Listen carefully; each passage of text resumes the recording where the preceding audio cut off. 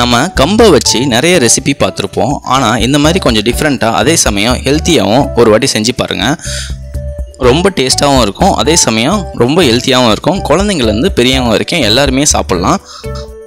இந்த ஹெல்த்தியான ரெசிபியை எப்படி பண்ணலான்றது நம்ம வீடியோவில் பார்க்கலாம் வாங்க.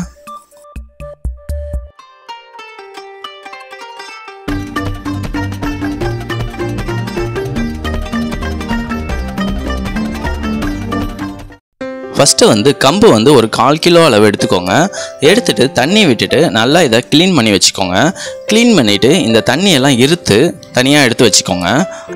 நிறைய பேருக்கு பார்த்திங்கன்னா ரத்த லெவல் ரொம்ப கம்மியாக இருக்கும். அந்த மாதிரி உள்ளவங்க கம்பை ரெகுலராக நீங்கள் உணவில் சேர்த்துட்டு வந்தீங்கன்னா உங்களுக்கு நல்ல டிஃப்ரென்ஸ் தெரியும். ரத்தம் நல்லா ஊறும் உடம்புல. இந்த மாதிரி நல்லா க்ளீன் பண்ணிவிட்டு பார்த்திங்கன்னா இந்த தண்ணியெல்லாம் இருத்துருங்க. தண்ணியெல்லாம் இருத்துட்டு பார்த்தீங்கன்னா இந்த கம்பை நீங்கள் காய வைக்கலாம் வேணாம். இதை அப்படியே இந்த டவாவில் ஆட் பண்ணிக்கோங்க. டவா நல்லா ஹீட்டாக இருக்கும்போது நல்லா ஆட் பண்ணிக்கோங்க. ஆட் பண்ணிவிட்டு இதை நல்லா ரோஸ்ட் பண்ணிக்கோங்க. நீங்கள் கம்பை நல்லா ஊற வச்சு பண்ணினீங்கன்னா நீங்கள் கொஞ்சம் நேரம் காய வச்சுட்டு அதுக்கப்புறம் இந்த மாதிரி டவாவில் ஆட் பண்ணி ரோஸ்ட் பண்ணிக்கோங்க. இப்போ நம்ம ஊற வைக்கல, அதனால் நீங்கள் டைரெக்டாகவே இந்த மாதிரி ஆட் பண்ணி நம்ம ரோஸ்ட் பண்ணிக்கலாம். இந்த கம்பை பொறுத்த வரைக்கும் பார்த்தீங்கன்னா இது நம்ம உடம்புல இருக்க கெட்ட கொழுப்பு எல்லாத்தையும் நீக்கிறதுக்கு நல்லாவே ஹெல்ப் பண்ணுது. அதே சமயம் வெயிட் லாஸுக்கும் ரொம்பவே ஹெல்ப் பண்ணுது. வெஜிடேரியனாக இருக்கவங்க ப்ரோட்டீன் வேணும்னா நீங்கள் கம்பை நீங்கள் ரெகுலராக எடுத்துக்கலாம். நிறைய ப்ரோட்டீன் இதில் அதிகமாக இருக்குது. ஒரு 10 நிமிஷம் பார்த்தீங்கன்னா இந்த மாதிரி நல்லா வறுத்துக்கிட்டே இருக்கும்போது பார்த்தீங்கன்னா இது நல்லா பொரி வர ஆரம்பிச்சிடும். இப்போ பார்த்தீங்கன்னா நல்லா பொரி வந்துருச்சு.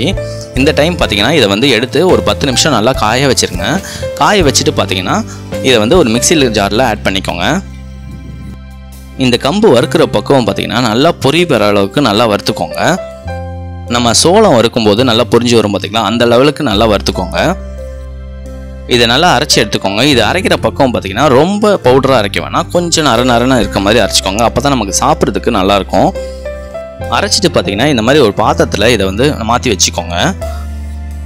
நெக்ஸ்ட்டு பார்த்தீங்கன்னா ஒரே ஒரு கப்பு தண்ணியில் பார்த்தீங்கன்னா ஒரு கொஞ்சமாக உப்பு சேர்த்துக்கோங்க. உப்பு சேர்த்துட்டு இதை நல்லா மிக்ஸ் பண்ணி வச்சுக்கோங்க. இப்போ நம்ம ஆல்ரெடி பவுடர் பண்ணி வச்சுருந்தோம் பார்த்தீங்களா, அதில் கொஞ்சம் கொஞ்சமாக இந்த மாதிரி விட்டு தெளித்து இந்த மாதிரி நல்லா மிக்ஸ் பண்ணி வச்சுக்கோங்க. இந்த தண்ணியை நீங்கள் ஃபுல்லாக ஃபஸ்ட்டே ஆட் பண்ணிட வேணாம், கொஞ்சம் கொஞ்சமாக இந்த மாதிரி விட்டு அந்த பக்குவத்துக்கு ஏற்ற மாதிரி நல்லா இந்த மாதிரி மிக்ஸ் பண்ணி வச்சுக்கோங்க. கம்பில் இயற்கையாகவே பார்த்திங்கன்னா இரும்பு சத்து ரொம்பவே அதிகமாக இருக்குது. அதனால் பார்த்திங்கன்னா நமக்கு நோய் எதிர்ப்பு சக்தி அதிகமாகும். நிறைய பேருக்கு அடிக்கடி ஜுரம் வரும், சளி பிடிக்கும். அந்த மாதிரி உள்ளவங்க கம்பை ரெகுலராக எடுத்துகிட்டு வந்தீங்கன்னா உங்களுக்கு நல்ல இம்ப்ரூவ்மெண்ட் தெரியும். இந்த மாதிரி எல்லா தண்ணியும் விட்டுட்டு பார்த்திங்கன்னா இதை நல்லா பிணைஞ்சி வச்சுக்கோங்க. இந்த பிணையிற பக்குவம் பார்த்தீங்கன்னா இது நல்லா எடுத்து பிடிச்சி பார்த்தீங்கன்னா நல்லா கையில் ஈரம் நல்லா ஒட்டும். இந்த லெவலுக்கு நல்லா பிடிச்சி வச்சுக்கோங்க. இப்போ இதை நல்லா உதுத்து விட்டிங்கன்னா இது நல்லா பவுடராகவே இந்த மாதிரி நல்லா வந்துடும் நமக்கு. நெக்ஸ்ட்டு பார்த்தீங்கன்னா இட்லி குக்கரில் பார்த்தீங்கன்னா நீங்கள் இந்த மாதிரி வெள்ளை துணியை ஆட் பண்ணிக்கோங்க. ஆட் பண்ணிவிட்டு பார்த்தீங்கன்னா நம்ம ரெடி பண்ணி வச்சுருந்தது எல்லாத்தையும் இதை ஃபுல்லாக இந்த மாதிரி ஆட் பண்ணி பரப்பி விட்டுக்கோங்க. நீங்கள் காலையில் இட்லி, தோசை, சப்பாத்தி, பூரி அந்த மாதிரி சாப்பிட்றதுக்கு பதிலாக இந்த மாதிரி சிறுதானியத்தை யூஸ் பண்ணி இந்த மாதிரி ஹெல்த்தியான ரெசிபி செஞ்சு சாப்பிட்டு பாருங்கள். அடிக்கடி நீங்கள் இதை பண்ணி சாப்பிடுவீங்க.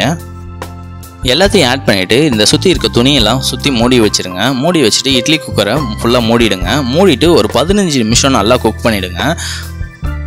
15 நிமிஷம் கழித்து நம்ம எடுத்து பார்க்கும்போது பார்த்திங்கன்னா ஃபுல்லாகவே நல்லா வெந்திருக்கும். இதை நீங்கள் கையில் எடுத்து பார்த்தாலே தெரியும் உங்களுக்கு நல்லா வெந்திருக்குது.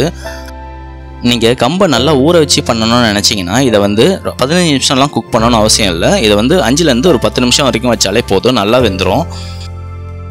இதை அப்படியே ஒரு பாத்திரத்தில் ஆட் பண்ணிக்கோங்க. பாத்திரத்தில் ஆட் பண்ணிட்டு பார்த்தீங்கன்னா இதை நல்லா உதுத்து விட்டுருங்க. சூடாக இருந்ததுன்னா இந்த மாதிரி கரண்டியை வச்சுட்டு கூட இந்த மாதிரி நல்லா உதுத்து விட்டுருங்க. கம்பை பொறுத்த வரைக்கும் பார்த்தீங்கன்னா சுகர் கம்ப்ளைண்ட் இருக்கவங்க ரெகுலராக இதை உணவில் எடுத்துக்கிட்டே இருங்க, உங்களுக்கு நல்ல டிஃப்ரென்ஸ் தெரியும். அதே சமயம் இதில் நார்ச்சத்தும் அதிகமாக இருக்கிறதுனால டைஜஷன் ப்ராப்ளம் இருக்கவங்க இதை ரெகுலராக உணவில் எடுத்துக்கிட்டே இருங்க. இந்த மாதிரி லெவலுக்கு நல்லா இந்த மாதிரி உதுத்து வச்சுக்கோங்க.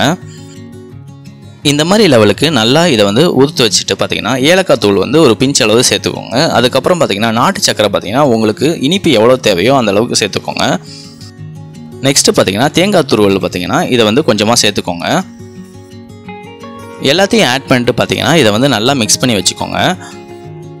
எப்போவுமே ஒரே மாதிரி டிஃபன் செய்யாமல் இந்த மாதிரி கொஞ்சம் டிஃப்ரெண்ட்டாக அதே சமயம் ஹெல்த்தியாகவும் அதே சமயம் டேஸ்ட்டாகவும் இருக்க மாதிரி செஞ்சு சாப்பிட்டு பாருங்கள். எல்லாருமே திரும்ப திரும்ப விரும்பி கேட்பாங்க. இந்த வீடியோ பிடிச்சிருந்தா நீங்களும் வீட்டில் ட்ரை பண்ணி பாருங்கள். மறக்காமல் லைக், கமெண்ட் அண்ட் சப்ஸ்கிரைப் பண்ணிவிடுங்க. தேங்க்யூ.